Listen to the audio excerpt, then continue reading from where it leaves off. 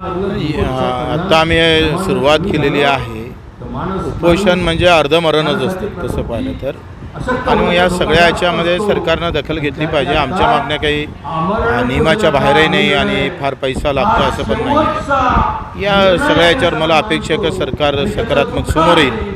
नाही आलं तर मरेपर्यंत हे उपोषण आम्ही करू। इथं इंचभर पण जागा आम्ही इथून हलणार नाही जेथपर्यंत मागण्या पूर्ण होतील। कानाकोपऱ्यातला शेतकरी जुळल्या जाईल। मला अपेक्षा आहे शेतकरी मजूर बांधवाकडून दिव्यांगाकडून प्रत्येक कानाकोपऱ्यात या आंदोलनाची आम्ही पाहतोय धग हे पुऱ्या महाराष्ट्रात उमटल्याशिवाय राहणार नाही।